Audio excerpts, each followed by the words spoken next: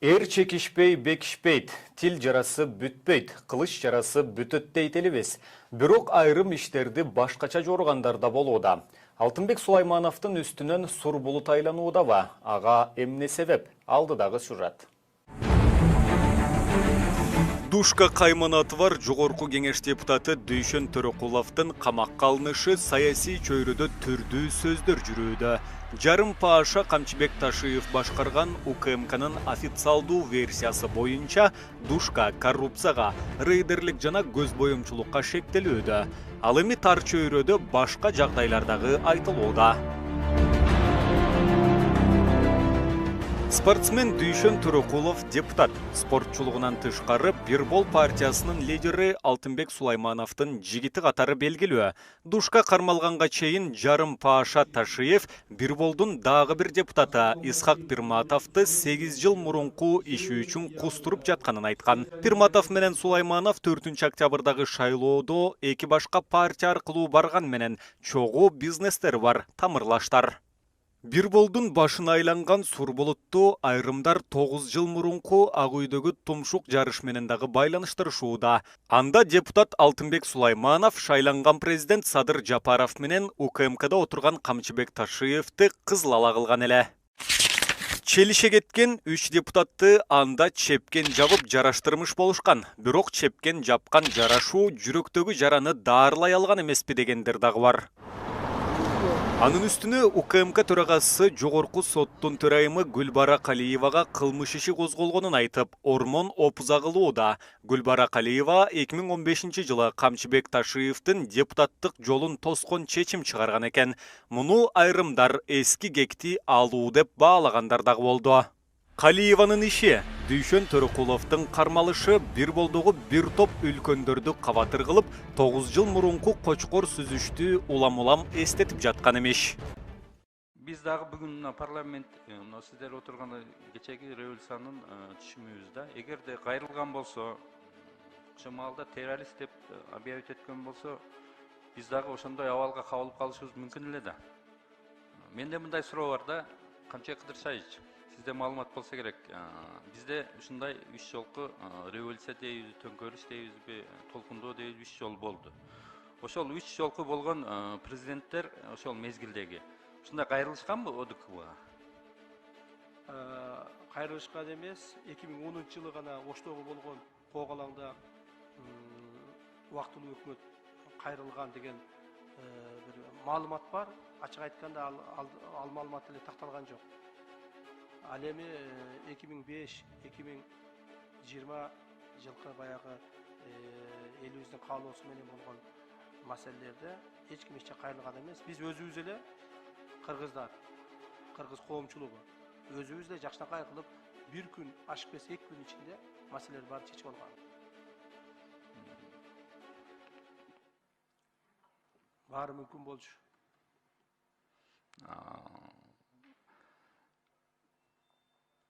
Бул жерде биз азыр келишимдерди аткарышыбыз керек биз. Милдеттүүбүз. Ошол уюмдун мүчөсүбүз. Бирок биз жерде биз өзгөчөбүз да калган 5 ошол коллегаларыбыздан же башка өлкөлөрдөн. Бизде 3 жол ушундай Казакстанда болуп аткан башыбыздан кечиргенбиз. Аны биз билишибиз керек. Алардан сыртка, аларда мындай революция болгон эмес.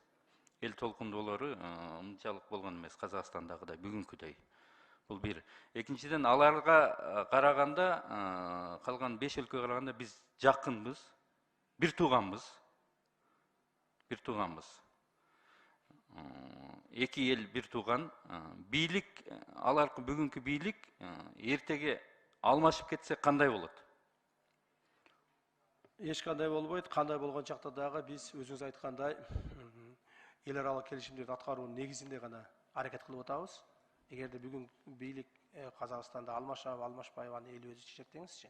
Бирок ал биз казактар менен гана договор менен между государственный отношения эмес бул жерде.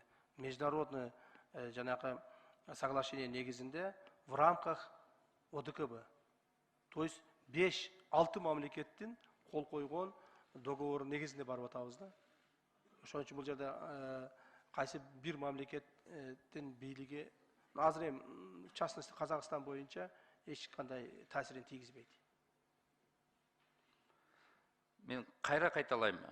Биз милдеттүүбүз колдоп бергенге, мен дагы каршы бергенге бере албашым мүмкүн, азыр колдойм. Ошол эле мезгилде бул жерде террорист деген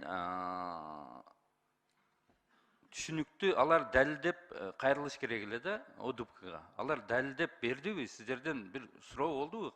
Террорист болсо кайсыл уюм? Ошончо жалпы Казакстан көтөрүлгөн элдин баары террористпи деген суроо коюлуш керек да ОДУПКнын ичинде. Аны эми бийлик өкүлдөрү Негиздеп бериш керек да. жетиш керек. Ошол Казакстан бийлик өкүлдөрү. Кимдерди айтышты алар башка жөнүндө. Бирок биз эсептебейбиз. Жалпы казак эли террористтер деп эч качан эсептеген эмеспиз жана эсептебейбиз. Боордош казак элибиз биз менен эле бирге кыргыз менен кылымдардан бери жанача жашап келаткан эл. Бирок ошолордун арасында жанакы деструктивный силы чыгып кайсыл бир террористтик аракеттерди кылгандыгы бул анык. Ошондуктан бир нече ондогон мамлекеттик мекемелер күйүп өрттөлдү. Мына азыр маалымат келип атат, бир нече ондогон укук коргоо органдарынын адамдары каза болду. То есть булардын бардыгы относится к террористическим действиям.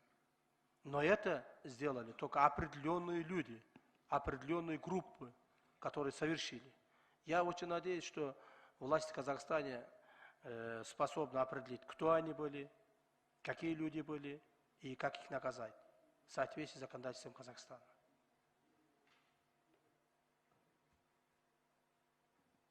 Рахмат. Мени 2 мүнөт өчүрбөй туруңуздарчы, бир-эки нерсени айтып калайын.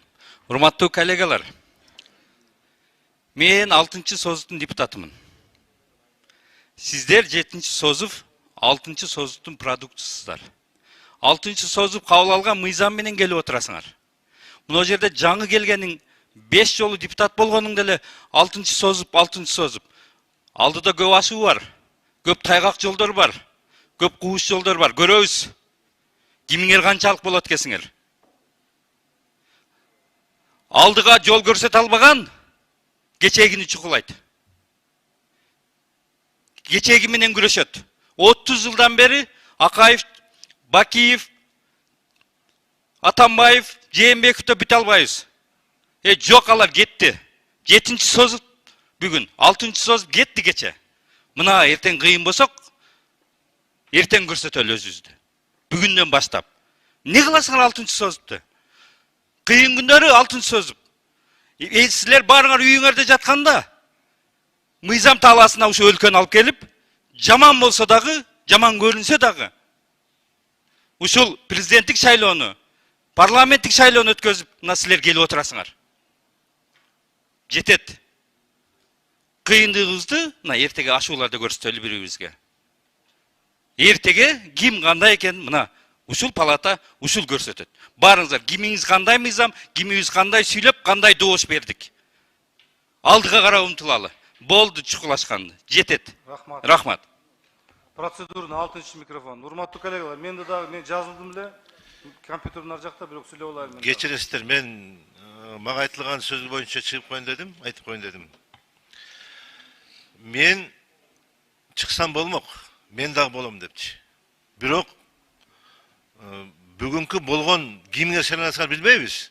Бирок эртең кандай шайлансаңар, иштей албасаңар, жогорку кеңештин аброюн көтөрө албасаңар, ошондой болуп кайра калабыз жумуштан силерди дагы.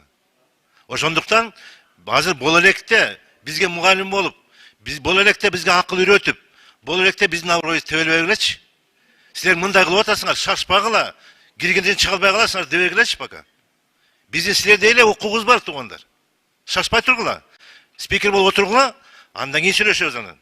Боло электе силер биз өзү басынып атасыңар. Шашпагыла, мындай баскыла, туура кыйгач баскыла депчи. Андай болбойт. Ошондуктан суранып кетем силерден. Бүгүнкү күндө азыр кимдер болосуңар дагы, ошол мына Алтынбек илим жакшы айтып атат. Кечеүн күнү кайра айтып бербей 6-чы кылышты. Болду, кечти алар, бүттү жок уже. Келди эми алдыга жылалы эми. Регресс болуп тура бербей, прогресске барбайлы кичине бир аз. Рахмат.